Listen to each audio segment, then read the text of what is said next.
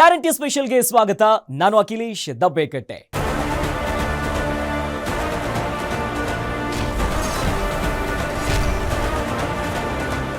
ಪ್ರಧಾನಿಯ ಶಾಂತಿ ಮಂತ್ರ, ಬೀದಿಗಳಲ್ಲಿ ಉಗ್ರತಂತ್ರ, ಪಾಕ್ ನೀತಿಯೇ ಅತಂತ್ರ, ಮತ್ತೆ ಮತ್ತೆ ಪಾಕಿಸ್ತಾನದ ಡಬಲ್ ಗೇಮ್. ಸಾಕ್ಷಿ ಕೊಟ್ಟರು ನಾಚಿಕೆ ಇಲ್ಲ. ಪಾಕ್ ವಿರುದ್ಧ ಹೋರಾಟದಲ್ಲಿ ಭಾರತದ ಒಗ್ಗಟ್ಟೇ ಬಲ. ಇದೇ ಹೊತ್ತಿನ ವಿಶೇಷ, ಪಾಕ್ ಡಬಲ್ ಗೇಮ್.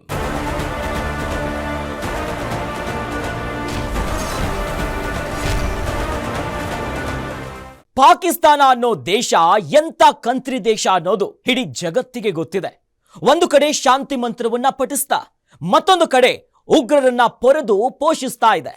ಇಡೀ ಜಗತ್ತಿನಲ್ಲಿ ಉಗ್ರರಿಗೆ ಸೇಫ್ ಪ್ಲೇಸ್ ಯಾವುದು ಅಂತ ಕೇಳಿದ್ರೆ ಪಾಕಿಸ್ತಾನ ಅಂತ ಯಾರು ಬೇಕಾದ್ರೂ ಹೇಳ್ತಾರೆ. ಇಂಥ ಪಾಕಿಸ್ತಾನದ ಪ್ರಧಾನಿ ಶಹಬಾಜ್ ಶರೀಫ್ ಭಾರತದ ಜೊತೆ ಮಾತುಕತೆ ನಡೆಸಬೇಕು ಅಂತಿದ್ದಾರೆ. ಅದಕ್ಕೇನು ಕಾರಣ ಅಂತ ಹೇಳ್ತೀರಾ? ಬನ್ನಿ ನೋಡೋಣ.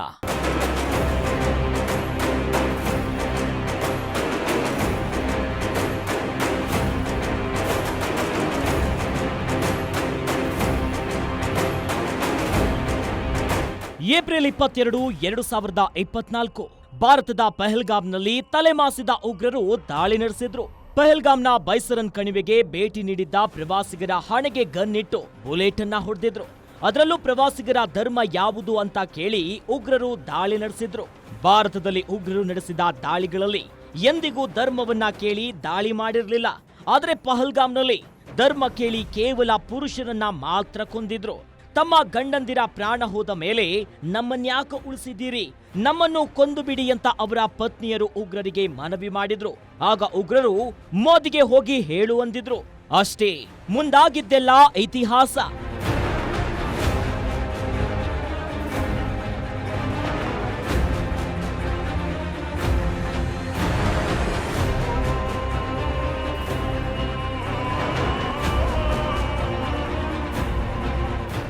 ಯಾವಾಗ ಉಗ್ರರು ಮೋದಿಗೆ ಹೋಗಿ ಹೇಳು ಅಂತ ಹೇಳಿದ್ರು ಅನ್ನೋದು ಮೋದಿ ಕಿವಿಗೆ ಬಿತ್ತು. ಅಲ್ಲಿಗೆ ಪಾಕಿಸ್ತಾನದಲ್ಲಿದ್ದ ಉಗ್ರರನ್ನ ಜವರಾಯ ಬೆನ್ನು ಹತ್ತಲು ಶುರು ಮಾಡಿದ್ದ. ಪಹಲ್ಗಾಮ್ ದಾಳಿಗೆ ಪ್ರತಿಯಾಗಿ ಭಾರತ ಅನೇಕ ಕ್ರಮಗಳನ್ನ ಕೈಗೊಂಡಿತ್ತು. ಸಿಂಧೂ ನದಿ ನೀರಿನ ಒಪ್ಪಂದವನ್ನ ರದ್ದು ಮಾಡಿತ್ತು. ಪಾಕಿಸ್ತಾನದ ಜೊತೆಗೆ ಎಲ್ಲ ದ್ವಿಪಕ್ಷೀಯ ಸಂಬಂಧವನ್ನ ಕಡಿದುಕೊಂಡಿತ್ತು. ಭಾರತ ಪಾಕಿಸ್ತಾನ ಗಡಿಗಳನ್ನ ಮುಚ್ಚಿತ್ತು. ಭಾರತಕ್ಕೆ ಭೇಟಿ ನೀಡುತ್ತಿದ್ದ ಪಾಕಿಸ್ತಾನಿ ಪ್ರಜೆಗಳಿಗೆ ತಮ್ಮ ದೇಶಕ್ಕೆ ವಾಪಸ್ ಹೋಗಲು ಆದೇಶಿಸಿತು. ಜೊತೆಗೆ ಉಗ್ರರ ದಾಳಿಗೆ ಉತ್ತರವನ್ನ ನೀಡಲು ನಿರ್ಧಾರವನ್ನ ಕೈಗೊಳ್ಳೋ ಸ್ವತಂತ್ರವನ್ನ ಸೇನೆಗೆ ನೀಡಿತ್ತು. ಅಲ್ಲಿಗೆ ಪಾಕಿಸ್ತಾನಕ್ಕೆ ಚರಮಗೀತೆ ಬರೆಯಲು ಭಾರತ ಸಿದ್ಧವಾಗಿತ್ತು.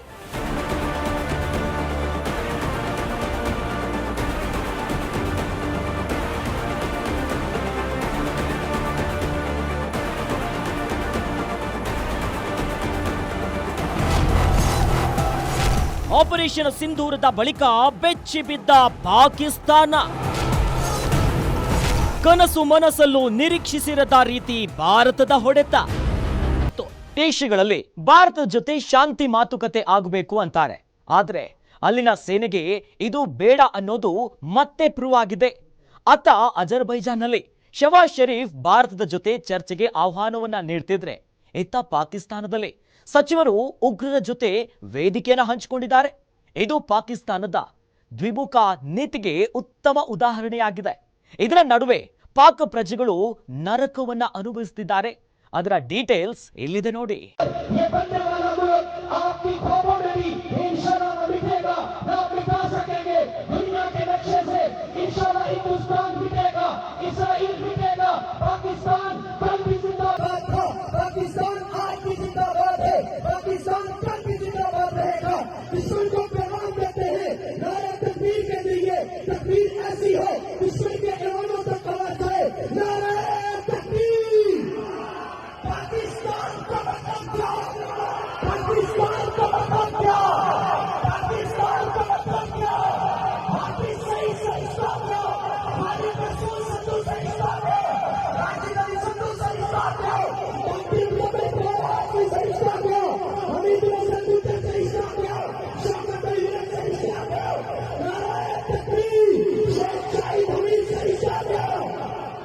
ಪಾಕಿಸ್ತಾನ ಹಿಂದೆಯೂ ಇತ್ತು, ಈಗಲೂ ಇದೆ, ಮುಂದೆಯೂ ಇರುತ್ತೆ.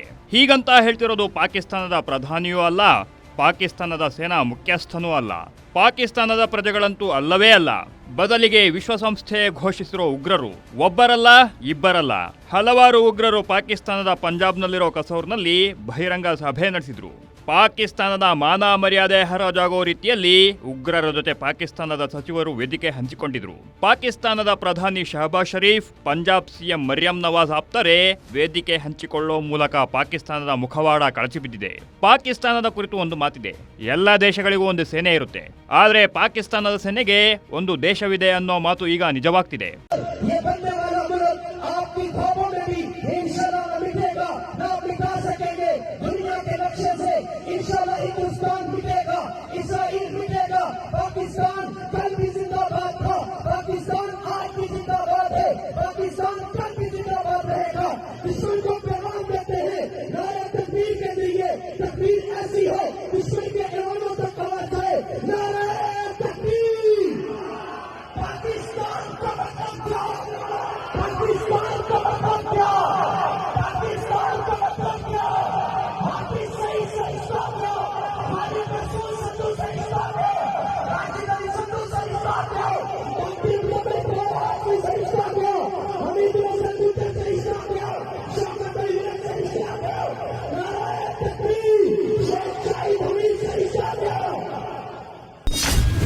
ಪಾಕ್ ಸಚಿವರ ಜೊತೆ ಕಾಣಿಸಿಕೊಂಡ ಹಫೀಜ್ ಪುತ್ರ.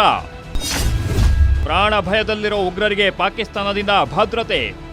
ಅಜರ್ಬೈಜಾನ್, ಟರ್ಕಿ, ಪಾಕಿಸ್ತಾನ ದೂರದ ಅಜರ್ಬೈಜಾನ್ನ ಲಾಚಿನ್ನಲ್ಲಿ ತ್ರಿರಾಷ್ಟ್ರಗಳ ಸಮ್ಮೇಳನ ಏರ್ಪಡಿಸಿದ್ವು. ಅಲ್ಲಿ ಮಾತನಾಡಿದ ಪಾಕ್ ಪ್ರಧಾನಿ ಶಹಬಾಜ್ ಶರೀಫ್ ಭಾರತದ ವಿರುದ್ಧ ಇಲ್ಲ ಸಲ್ಲದ ಆರೋಪಗಳನ್ನ ಮಾಡಿದ್ರು.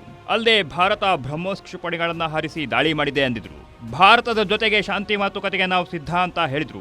ಆದರೆ ಭಾರತ ಯಾವುದೇ ಕಾರಣಕ್ಕೂ ಪಾಕಿಸ್ತಾನದ ಜೊತೆಗೆ ಚರ್ಚೆಗೆ ಸಿದ್ಧವಿಲ್ಲ ಅಂತ ಸ್ಪಷ್ಟಪಡಿಸಿದೆ. ಉಗ್ರರಿಗೆ ನೀಡ್ತಿರೋ ಬೆಂಬಲ ನಿಲ್ಲಿಸುವವರೆಗೆ ಮಾತುಕತೆ ಅಸಾಧ್ಯ ಅನ್ನೋದು ಭಾರತದ ನಿಲುವಾಗಿದೆ. आपको याद है 22 अप्रैल को ये पहलगाम का वाकया हुआ. मैं उन दिनों इससे एक दिन पहले शोहदाए गज़ा कॉन्फ्रेंस के लिए कराची के शहराए कायदीन मज़ारे कायद पर था, तो मुझे खबर मिली पहलगाम में वाकया हुआ है और हिंदुस्तान ने जनाब उसका मास्टर माइंड मुझे बना दिया. मैं अपने हल्के में अपने अवाम के दरमियान ताज़ियतें करता हुआ. ಅತ್ತ ಅಜರ್ಬೈಜಾನ್ನಲ್ಲಿ ಪಾಕ್ ಪ್ರಧಾನಿ ಶಾಂತಿ ಮಂತ್ರ ಪಠಿಸುತ್ತಿದ್ರೆ, ಇತ್ತ ಪಾಕಿಸ್ತಾನದ ಪಂಜಾಬ್ನ ಕಸೌರ್ನಲ್ಲಿ ಉಗ್ರರು ಮತ್ತೆ ಬಾಲ ಬಿಚ್ಚಿದ್ದಾರೆ. ಕಸೌರ್ನಲ್ಲಿ ನಡೆದ ಸಭೆಯಲ್ಲಿ ಲಷ್ಕರ್ ಎ ತೈಬಾ ಮುಖ್ಯಸ್ಥ ಹಫೀಜ್ ಸಯೀದ್ ಮಗ ತಲ್ಹಾ ಸಯೀದ್ ಭಾಗವಹಿಸಿದ್ದ. ಈ ಸಭೆಯಲ್ಲಿ ಪಾಕಿಸ್ತಾನದ ಸಚಿವರು ಮಾನ ಮರ್ಯಾದೆ ಬಿಟ್ಟು ಭಾಗಿಯಾಗಿದ್ರು. ಅಲ್ಲದೆ ಇದೇ ಸಭೆಯಲ್ಲಿ ಪಹಲ್ಗಾಮ್ ದಾಳಿಯ ಮಾಸ್ಟರ್ ಮೈಂಡ್ ಅಂತ ಪರಿಗಣಿಸಿರೋ ಲಷ್ಕರ್ ಎ ತೈಬಾ ಉಪನಾಯಕ ಸೈಫುಲ್ಲಾ ಕಸೂರಿ ಭಾರತದ ವಿರುದ್ಧ ವಿಷಾಕಾರಿದ್ದಾನೆ. ಪಹಲ್ಗಾಮ್ ದಾಳಿಗೆ ನಾನೇ ಕಾರಣ ಅಂತ ಭಾರತ ಆರೋಪಿಸಿದೆ. ನನ್ನನ್ನ ಉಗ್ರ ಅಂತ ಬಿಂಬಿಸಲು ಪ್ರಯತ್ನಿಸಲಾಗ್ತಿದೆ. ಇದಕ್ಕೆ ತಕ್ಕ ಬೆಲೆಯನ್ನ ಭಾರತ ತೆರಬೇಕಿದೆ ಅಂತ ಬಾಯಿಗೆ ಬಂದಂತಿರೋ ಉಗ್ರರು ಬುದ್ಧಿಯನ್ನೇ ಕಲಿತಂತೆ ಕಾಣ್ತಿಲ್ಲ ಅನ್ನೋದು ಮತ್ತೆ ಪ್ರೂವ್ ಆಗಿದೆ. ಕಸೌರ್ನಲ್ಲಿ ನಡೆದ ಸಭೆಯಲ್ಲಿ ಮತ್ತೊಬ್ಬ ಉಗ್ರ ಮುಜಾಮಿಲ್ ಹಜಾಮಿ ಪ್ರಧಾನಿ ಮೋದಿಗೆ ಆವಾಜ್ ಹಾಕಿದ್ದಾನೆ. अपने दुश्मन को पैगाम दे रहे हैं कि जरा ध्यान से ये बात सुनना, जरा गौर करना, तुम हमें अपनी गोली से डराते हो, मोदी हम तुझे वाज़े पैगाम देते हैं, हमारे तो बच्चे तेरे मिसाइलों से नहीं डरे, हम तेरी गोली से कहां डरेंगे.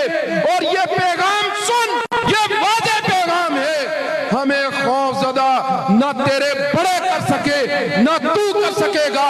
तू तारीख जरा देख ले, इस हिंदुस्तान के अंदर तेरे बाप दादा की तारीख क्या है और हमारे आबाओ अजदाद की तारीख क्या है.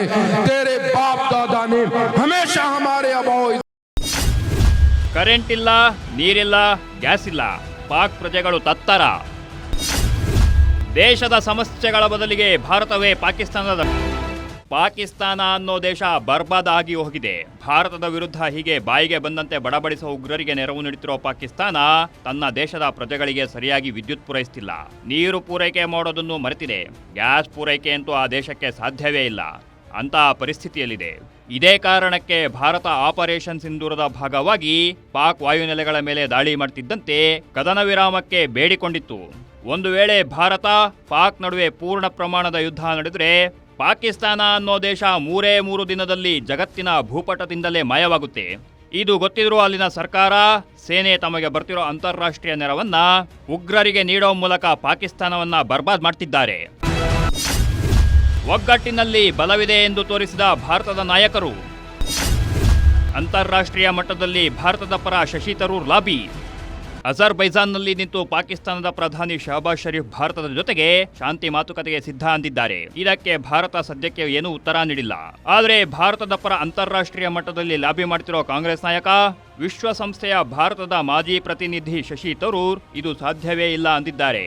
ಯಾವುದೇ ಕಾರಣಕ್ಕೂ ಪಾಕಿಸ್ತಾನದ ಜೊತೆ ಚರ್ಚೆಗೆ ಭಾರತ ಸಿದ್ಧವಿಲ್ಲ. ಪಾಕಿಸ್ತಾನ ಎಲ್ಲಿಯವರೆಗೆ ಉಗ್ರರಿಗೆ ನೆಲೆ ನೀಡೋದನ್ನ ನಿಲ್ಲಿಸೋದಿಲ್ವೋ ಅಲ್ಲಿಯವರೆಗೆ ಶಾಂತಿ ಮಾತುಕತೆ ಅಸಾಧ್ಯ ಅಂತ ತಾಂತ್ರಿಕವಾಗಿ ತಾನೆಷ್ಟು ಅನುಭವಿ ಅನ್ನೋದನ್ನ ತರೂರ್ ಮತ್ತೆ ಪ್ರೂವ್ ಮಾಡಿದ್ದಾರೆ. ಆಪರೇಷನ್ ಸಿಂಧೂರದಲ್ಲಿ ಪ್ರಾಣ ಕಳೆದುಕೊಂಡ ಪಾಕಿಗಳ ಪರ ಕೊಲಂಬಿಯಾ ಅನುಕಂಪ ತೋರಿಸಿತ್ತು. ಈ ಕುರಿತು ಹೇಳಿಕೆಯನ್ನ ರಿಲೀಸ್ ಮಾಡಿತ್ತು. ಆದರೆ ಕೊಲಂಬಿಯಾ ಸರ್ಕಾರದ ಪ್ರತಿನಿಧಿಗಳ ಜೊತೆ ಮಾತನಾಡಿರೋ ಶಶಿ ತರೂರ್ ಪರಿಸ್ಥಿತಿ ಕುರಿತು ಸಂಪೂರ್ಣ ಮಾಹಿತಿ ನೀಡಿದ್ದಾರೆ. ಶಶಿ ತರೂರ್ ಮಧ್ಯಪ್ರವೇಶ ಮಾಡಿ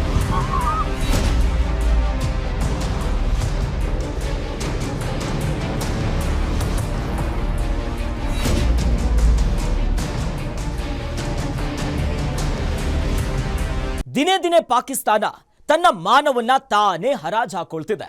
ಒಂದು ಕಡೆ ಅಲ್ಲಿನ ಪ್ರಧಾನಮಂತ್ರಿ ಶಾಂತಿ ಮಾತುಕತೆಗೆ ಸಿದ್ಧ ಅಂತಿದ್ರೆ, ಇನ್ನೊಂದೆಡೆ ಪಾಕಿಸ್ತಾನದಲ್ಲೇ ಉಗ್ರರು ಭಾರತದ ವಿರುದ್ಧ ವಿಷ ಕಾರ್ತಿದ್ದಾರೆ. ಇದೆಲ್ಲವೂ ಪಾಕಿಸ್ತಾನದ ದ್ವಿಮುಖ ನೀತಿಗೆ ಉತ್ತಮ ಉದಾಹರಣೆಯಾಗಿದೆ. ಇದಾಗಿತ್ತು ಇವತ್ತಿನ ಸ್ಪೆಷಲ್. ನೋಡ್ತಾ ಇರಿ ಗ್ಯಾರಂಟಿ ನ್ಯೂಸ್, ಸುದ್ದಿ ಖಚಿತ, ನ್ಯಾಯ ನಿಶ್ಚಿತ.